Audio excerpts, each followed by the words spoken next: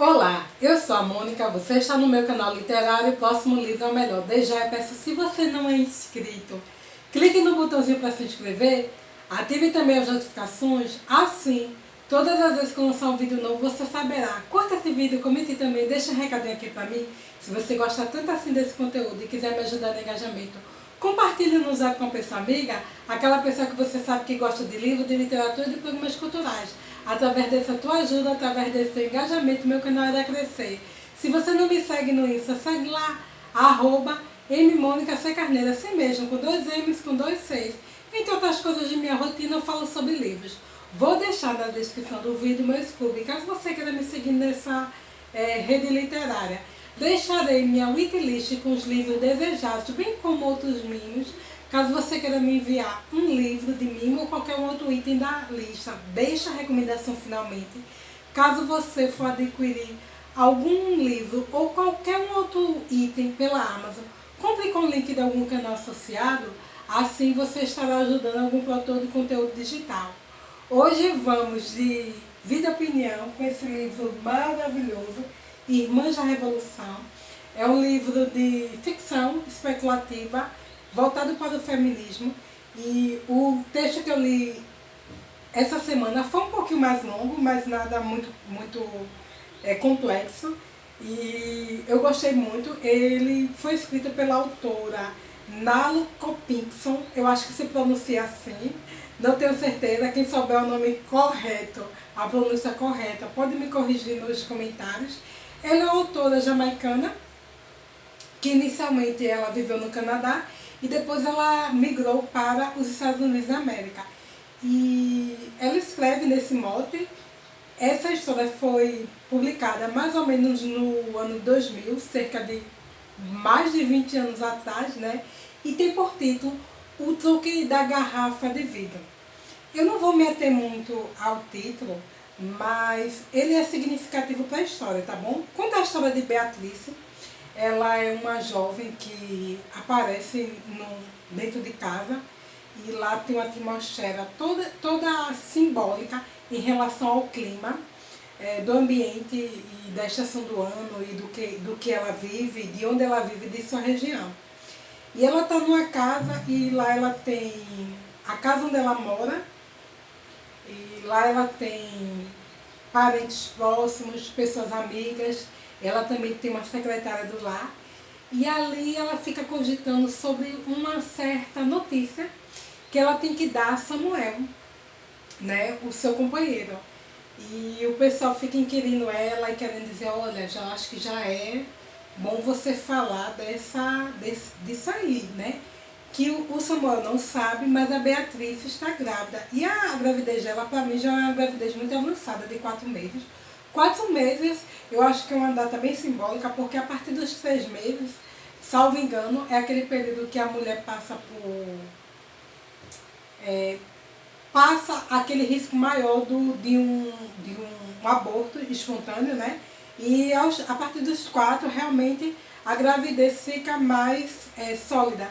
Não que ela não possa perder aquele feto até os 9 meses da gestação, mas a gente sabe que é mais quanto mais até os 3 primeiros meses, né? Em geral, os médicos até recomendam, não se empolgue muito não compre enxoval ainda não, para passar realmente aqueles 3 meses mais críticos da gestação. E a Beatriz, ela fica ruminando essa ideia, pensando se conta ou não para o Samuel. Ela vai num dado momento para uma livraria e olha lá um livro que se interessa e um homem a aborda, né? E ela fica meio constrangida com aquela abordagem daquele homem, e ela esconde aquele livro embaixo do braço e fica pensando, ai meu Deus, esse livro eu teria que passar pelo menos uns 2 meses juntando dinheiro para poder comprar. E aí ele fica meio assim, né? Meio assim, hesitante em relação a ela, pelo susto que proporciona na mesma, mas aí ele disse que só é uma desculpa para conversar com ela. Esse homem não representa nada de muito significativo na vida da Beatriz, não. E ela volta para casa. E aí, quando a história, ela meio que vai dentro de uma linha temporal, para mim, não linear. Porque, apesar de eu dizer que a Beatriz ela é companheira do Samuel, não fica muito bem claro se isso é um momento inicial do relacionamento ou se aparentemente é um momento já de relacionamento já avançado, porque começa com a história da gravidez e de que ela tem que mandar, dar notícia a ele. Mas aí vai tendo um outro retrospecto de lembranças e de um passado desse relacionamento, né? A Beatriz, ela vive com a mãe. A mãe tem uma vida simples, tem um quiosque que vende lanches. E a Beatriz é uma menina muito inteligente, muito estudiosa. Ela é estudante de medicina. E quando ela conhece a Samuel, ela que é uma menina muito, assim, namoradeira, que não se prende a ninguém, ela começa a se prender àquele homem. Um homem mais velho, um homem culto, inteligente, que tem toda uma postura em relação a ela. E a mãe meio que não gosta muito desse relacionamento, não. Mas, e sempre fica em cima dela para fomentar e reforçar a importância do estudo. Mas aí, ela mesmo assim consegue, decide seguir adiante com esse relacionamento.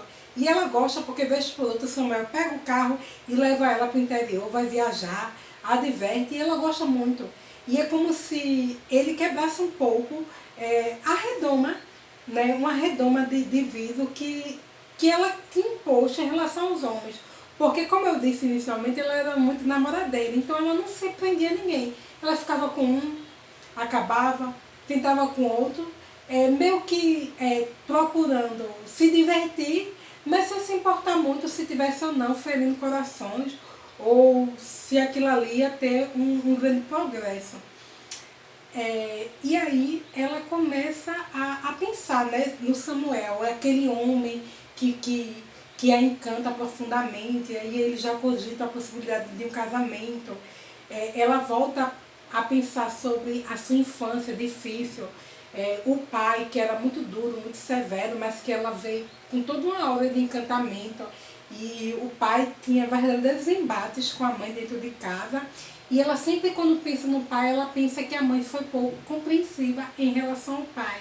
Que talvez se ela tivesse sido mais amável, ela tivesse sido mais tolerante como mulher, o pai não teria abandonado o lar, né?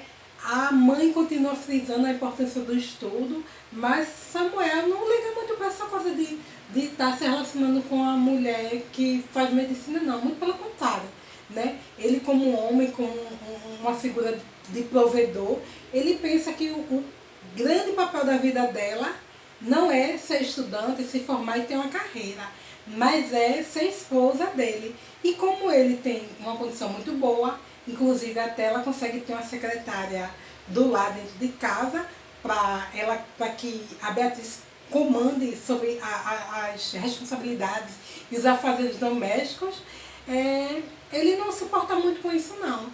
E aí, na cabeça de Beatriz, esse é o homem ideal, né?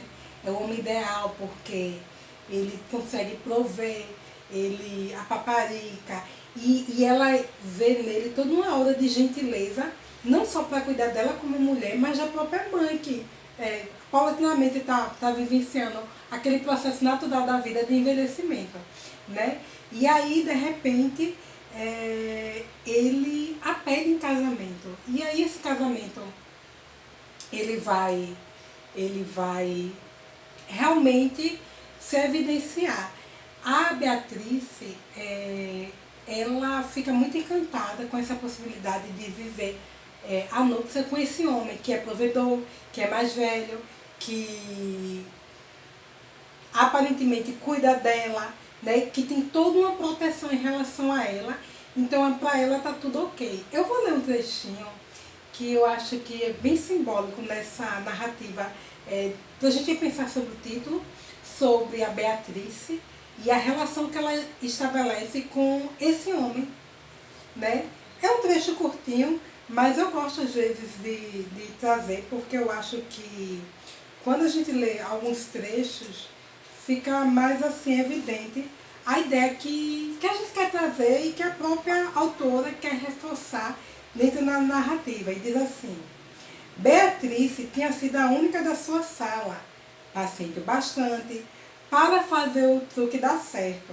Paciência era tudo de que seu marido precisava. O pobre e misterioso Samuel tinha perdido 2 esposas naquela casa isolada do interior. Ele ficara zangado, zanzando pela casa sem ar, com um ovo dentro da garrafa. Era reservado. Os vizinhos mais próximos ficavam a quilômetros de distância e ele nem sabia o nome deles. Como eu disse no início da narrativa, eles viajam muito para o interior. E depois que eles se casam, eles vão morar numa casa no interior, isolada de todos e também de vizinhos, né? E tem um truque em relação a essa garrafa, porque a Beatriz, ela aprendeu na faculdade a colocar o ovo dentro da garrafa e ficar de uma maneira que não entre ar e que fique bem acomodado. É como se, assim, a partir do momento que aquele ovo entra dentro daquela garrafa, ele faz aquele fechamento, né, isolando o que está dentro. É aparentemente até uma figura simbólica sobre algo que eu inferi sobre a questão da maternidade mesmo e dessa relação da Beatriz com o Samuel. O Samuel, nessa casa, eles têm uma árvore e num dado momento a Beatriz observa aquela árvore e vê uma cobra atrás de um ninho, de um passarinho, e ele começa a comer aqueles ovos. E a Beatriz tenta enxotar aquela cobra sem conseguir. Ela pega uma vara e vai lá próximo à cobra para tentar afugentá-la. E nesse afugentamento ela quebra 2 garrafas que estão suspensas na árvore. Para quem não sabe, o Samuel, ele é viúvo e ele, a cada perca de uma esposa, porque ele já foi viúvo durante 2 vezes, ele pendura uma garrafa naquela árvore, porque ele diz para o espírito não vagar pelo local e ficar sempre ali próximo para não trazer mal assombro. Seria mais ou menos essa ideia. E aí, nesse processo da Beatriz tentar afugentar a cobra, ela acaba quebrando as garrafas e ela fica apavorada, fica pensando, como é que Samuel vai reagir, porque eu quebrei as garrafas que simbolizavam a perca das 2 esposas. E o luto dele é muito recente, porque ele mal perdeu a última esposa, aí casou com Beatriz, inclusive ela já está gestante, né? Ele não sabe, mas é assim que tudo muito rápido, né? Tudo muito célere dentro desse relacionamento e dentro desse casamento. E aí eu fui pensando sobre essa narrativa, sobre o que a autora Analo, ela queria trazer para a gente sobre essa questão do truque da garrafa de vidro, essa relação da Beatriz em relação a esse homem e como é esse relacionamento da Beatriz casar com um homem mais velho, que aparentemente é provedor e protetor. E é engraçado porque a narrativa ela perpassa por vários questionamentos dentro da história, né? É engraçado porque aparentemente é uma família de pretos, mas a Beatriz ela é aquela preta de pele mais clara. E ele tem muito medo dela se queimar o sol. Ele sempre elogia a cor dela por ser mais clara e sempre diz para ela não tomar sol. E na casa que eles moram, ele faz muita questão de manter tudo muito fechado, muito isolado e frio, né? Ele disse que perdeu as 2 esposas porque elas se atreveram a irem para o sol, porque elas se expuseram a mudanças de temperatura, e reforça para a Beatriz que o estar dentro de casa, uma casa fechada, fria, é que vai garantir a saúde dela, né? Ele tem uma certa dificuldade também na autoaceitação da sua cor, porque apesar de ser um homem preto e ter escolhido uma mulher preta, mas é uma mulher preta de pele clara, da raça, né, negra, mas de pele clara, e que ele tem muito cuidado para que a pele dela não escureça. E aí ela fica até pensando, poxa, mas se ele tem tanto complexo assim com a sua cor, quer tanto que eu me mantenha clara, por que ele não casou com com a mulher Clara? Será que o complexo dele é tão grande a ponto dele não se sentir no direito de se aproximar de fato de uma mulher caucasiana de raça branca e de cor de fato branca, que não vai ter oscilação no tom de pele por causa do sol? Ela pensa a respeito, mas ela não questiona, né? Num dado momento, a história continua e aí a Beatriz, ela vai andar pela casa. É uma casa grande, uma casa confortável, mas existe um cômodo lá isolado e que o Samuel diz que ela não deve mexer, não deve entrar, não deve, deve se manter afastada dali. Inclusive, ele reforça que as duas esposas que ele perdeu, ele as perdeu no acidente naquele cômodo. Mas tudo aquilo que é proibido, né, é muito comum essa expressão, se torna até mais atrativo. E a Beatriz, num dado momento, ela decide entrar por essa porta. E aí, quando ela abre a maçaneta da porta, ela se depara com um cômodo frio, mais gelado até do que o próprio ambiente climatizado da casa. E tem lá uma cena que para ela causa muito susto, muito terror, muito pavor. E aí ela escuta o barulho do Samuel chegando em casa. E aí ela se apavora. Inicialmente com aquela cena que ela vê dentro daquele cômodo gelado, mas também por perceber que ele chega. E aí, como é que ele vai reagir quando ele viu que ela quebrou as duas garrafas da árvore? E como é que ela vai poder, e como é que ele vai reagir a isso? E aí ela fecha aquele cômodo, sai e vai para outro ponto da casa. Finge que não viu o que tinha visto naquele quarto. E aí fica pensando como é que vai ser a reação do Samuel em relação a essa quebra de garrafas. E sobre o que ela descobriu naquele cômodo. Eu pensando sobre essa narrativa, depois da lida do conto, eu entendi que, apesar de ter vários elementos dentro da história, basicamente a autora ela quer trabalhar para nós e fazer-nos refletir sobre a questão da violência doméstica, sobre a questão do cônjuge moldar o outro de acordo com o padrão que ele tem como tá ok e como interessante para si. E sempre essa moldagem, ela pode representar para a mulher um perigo quando ela quebra, né? Esse padrão. É muito comum de mulheres que vivenciam a violência doméstica virem de um ambiente já fragilizado na figura do pai. Muito possivelmente, um pai violento cria na psique de uma mulher a normalização na vida adulta de que achar um tá ok aceitar a violência doméstica. E, de fato, ela vivenciou um ambiente turbulento com o pai e ela endossa que a culpa é da mãe porque não teve paciência. Então, o parceiro, o Samuel, que apesar de ser um homem inteligente, lhe proporcionar uma condição financeira boa, ser aparentemente cuidador, ele tem um temperamento bem esquentado, bem estourado, e ela faz de tudo para que não aborreça com nada, né? Para que esse temperamento dele genioso e tempestivo não ecloda, né? E como é interessante isso, né? A gente perceber essa imposição do homem violento quando ele quer que a mulher seja de acordo com o que ele molda, e sempre haverá um conflito quando a mulher não corresponder àquilo que ele quer.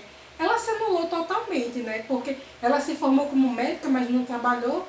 Ela vivia como um bibelô dentro de casa e não entendia direito porque, de vez por outra, aquele homem ter essa mudança de temperamento, e ela achava sempre que poderia corresponder ao que ele queria, né? A violência, ela nunca começa de uma forma, em geral, muito abrupta. Ela sempre começa de uma forma sutil e vai aumentando, né? Paulatinamente até chegar num patamar tão gritante que aí a gente vê muitas vezes um clímax final com o evento morte, né? Aqui na história não é tão trágico assim. Inclusive, eu não vou falar o que ela viu lá dentro daquele quarto, porque eu acho que estragaria a experiência de quem vai ler essa história, né? Eu não sei se essa história, eventualmente, vocês podem achar fora do livro, já que a autora, ela escreveu antes em outras publicações, né? O livro todo em si, assim, é um apurado de textos já antes publicados, mas aí eu queria deixar essa dica para vocês. Eu gostei muito do texto, apesar de abordar a violência doméstica, não é um texto que demonstre tanta violência no sentido de relato. É muito mais uma violência presumida e entendida, mas sem muitas cenas assim de chocar, né? E eu acho que vale muito a gente refletir sobre isso, sobre essa questão da mulher dentro dos relacionamentos, e aí eu não falo só na relação do cônjuge, mas de uma maneira geral, se estamos nos anulando para corresponder ao interesse de outra, né? Gostei muito e essa é a dica de hoje, tá bom? Obrigada para quem assistiu e até a próxima. Tchau, pessoal!